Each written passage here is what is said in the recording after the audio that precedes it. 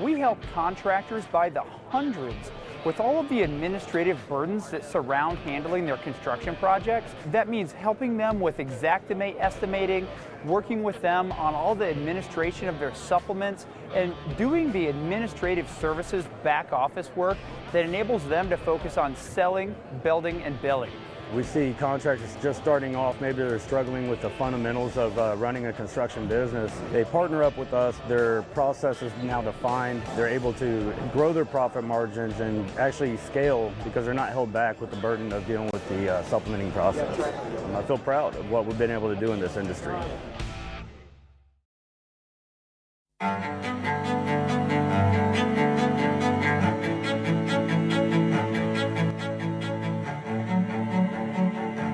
This is Larry Bache with the Merlin Law Group, helping policyholders for more than 30 years.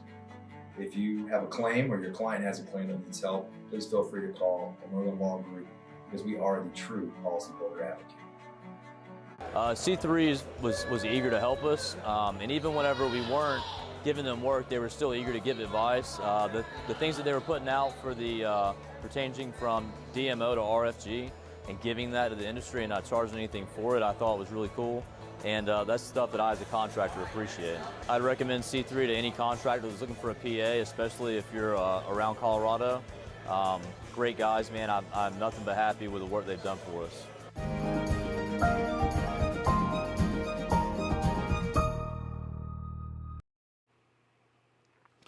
Good Friday afternoon, everybody. Lead meteorologist Sean Troquet here for our daily forecast, sponsored as always by C3 Group, Merlin Law Group, and are the Supplement and Balance Claims.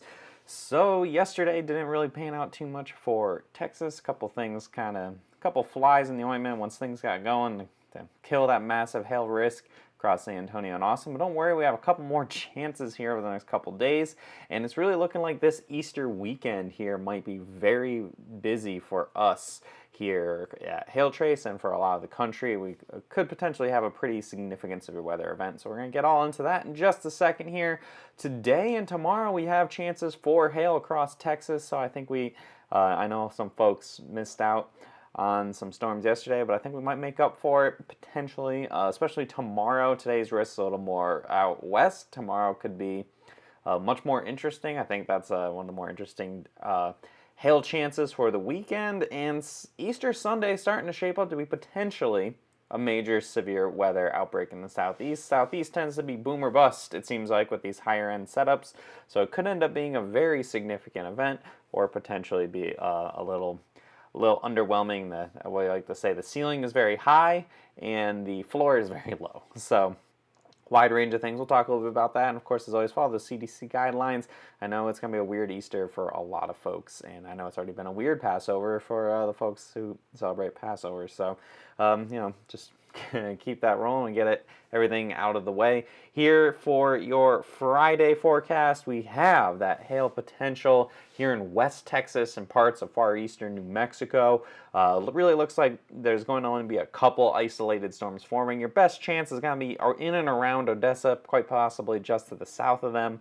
And even then, it's only going to be a couple storms that form. There's a couple moisture issues that could keep these storms a little less intense than what they could be, but any really big storms could have potentially up to 2-inch hail with them, maybe even closer to tennis balls if they can really get their act together. But overall, low-end chance, places like Odessa, San Angelo, Eagle Pass, Lubbock, and Roswell. So this is city forecast, Odessa, Midland, these little twin cities here. 4 and 8 p.m. is your timeline. Again, tennis ball size out, if anything can really get going. That's your definite maximum potential, but a fairly low risk. And even then, over golf ball size, we'd have to have a pretty strong storm move through Odessa to have that happen. There's that wind forecast for today. Of course, any of these storms could have the potential to have some pretty strong wind gusts with them, upwards of 65 miles an hour again, especially where there's actually the highest chance, most significant chance for storms going to be in and around the Odessa area. So there's your future radar for today. Again, nothing really going to form till this evening, and a couple supercells possible there across Texas. The more significant looking storms honestly look like they're going to be in Mexico. We had some very significant hail in northern Mexico yesterday and never quite made it over the river into Texas, and that could very possibly happen again today. Some giant hail possible in Mexico over some of the desert there. And there's a couple cities scattered about in that. So looks like we'll see if it can continue down for your day on evening tonight. And here's your Saturday forecast. So it looks like this is going to be the first day. Tomorrow's going to be the first day of a 2-day outbreak here. I think this might be the more significant hail threat, just because of storm mode. It looks like we're going to definitely see quite a bit of activity in Texas, central Texas. So from about Abilene down to about south of San Antonio, we could see some pretty significant storms. Got a moderate chance right now with that hail potential.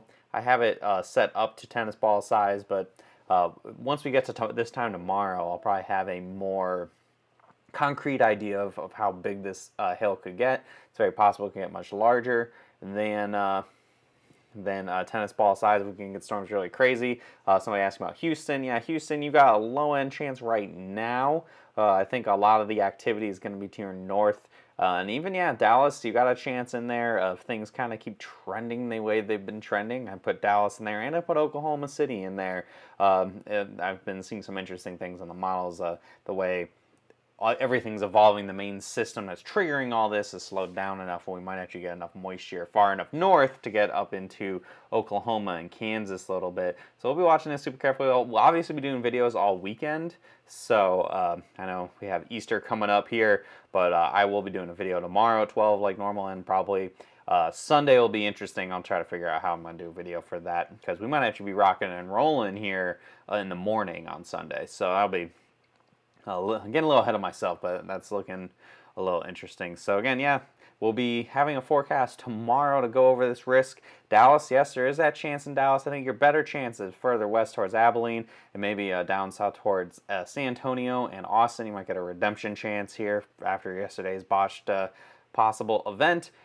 Houston, not as likely. I'd say I'd almost give Dallas a better chance than Houston, just based on where storms are expected to form, and this could potentially last well into the late night on Saturday as well. So this is what the future radar is showing for Saturday right now. It does show storms forming in the afternoon, especially in central Texas, and then you see those storms even up into Oklahoma as well. So we'll be watching this super carefully. We'll see anything crazy does go down. A more in-depth forecast for this will be here for tomorrow, but it looks like a lot of the I-35 corridor in Texas has a pretty good chance for some storms on your Saturday. And then Sunday, looking ahead here, very large risk area I have everywhere from around Dallas all the way to the East Coast.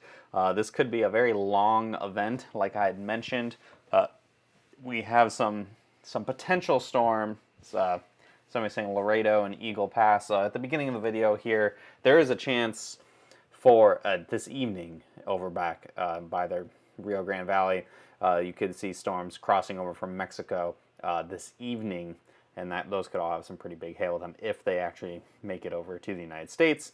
But for Sunday, this could be a potential for a very significant severe weather episode here. So there's a couple of analogs, so events in the past that are kind of pinging up for Sunday that are a little eyebrow raising, because there's some very significant storm potential in there. But as I had mentioned, with the very high ceilings, the very possible a very violent outbreak of lots of tornadoes, very strong winds, large hail, there is also that potential that it could end up being just more of your generalized straight line wind threat with some small spin up tornadoes mixed in there. That would be a much lower potential than what could be getting hyped up for on Sunday. We'll have a better idea probably tomorrow evening for sure about how everything's going to pan out.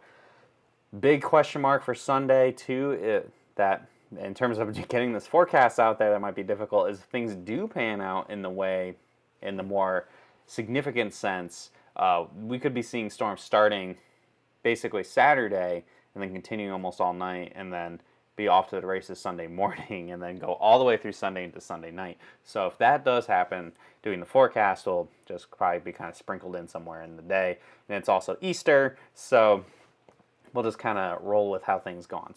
So everywhere, especially on the western sides of this area on Sunday, have the better hail potential. So places like Texas, East Oklahoma, all of Arkansas, Louisiana, Mississippi, probably as far east as about Birmingham, Alabama, and yes, even up north towards Nashville or Memphis, and then possibly even sneaking all the way up towards St. Louis if we get enough warm air that far north. Again, it's a pretty broad stroke right now. So what do you think Charleston, South Carolina's chances are for Sunday? So this is an overall severe weather risk. So this isn't just their hail potential. I think the hail potential is more on the western half of this circle. I think in the coastal Carolinas, this risk would be very, very late on Sunday and then possibly even into Monday, which is there's Monday's threat, and this is almost exclusively going to be a wind and tornado threat. I think no matter what does happen, there will be a squall line of storms by the end of Sunday, and once it gets into the Carolinas, it'll likely only be a wind and tornado threat. That hail threat's going to be probably pretty low on Monday, but since we do map wind and tornadoes as well, there is that severe potential on Monday, and then after everything pushes through, Tuesday's going to be pretty quiet. The atmosphere's got to reload a little bit. It turned into a pretty surprisingly active week, and I think we'll have a couple days to reload before things get interesting again next week. So Sunday has that potential to be pretty intense. I think we'll have a longer than usual forecast tomorrow. I might try to break things down for Sunday as much as I can tomorrow in the event that you may not be able to tune in because Sunday morning is indeed, it's Easter. A lot of folks are doing Easter celebrations Sunday morning, even with all the COVID stuff going on. And there is that potential that we could see a lot of activity on Sunday if everything lines up just right. So stay tuned. We'll be giving you guys that updates. And of course, tomorrow, the hail potential across Texas. So follow us on Facebook, hit see first. We'll have updates for you guys tomorrow at 12 o'clock as usual, even though it's Saturday. Follow us on Twitter and Instagram, as always, at HailTrace, and give us a call, 855-334-4245, with comments, questions, concerns, anything at all. Even if you need to set up first time here with HailTrace, or you want to get a training set up, just give us a call and we will happily answer anything that you need. And your needs, email us as well, info@hailtrace.com if you don't like talking on the phone, or even visit our website for more details and to find out more about you can message us through intercom on there as well. So I'll see you guys again tomorrow at 12 p.m. I'm willing to bet that we're not going to be doing too much in the way of any live coverage today. So I'll be back again tomorrow at 12. We'll go over the risk for the severe weather across Texas and possibly even into Oklahoma on your Saturday evening, and then we'll probably try to get in depth as we can for Sunday, Easter Sunday's forecast across the southeast. There's a lot of real estate at risk, and we'll just kind of break that down so we can get you all that info out before Easter comes in. So I'll see you guys tomorrow. Have a great rest of your Good Friday, and if you guys don't tune in during the weekends, have a great Easter weekend as well. I'll see you later.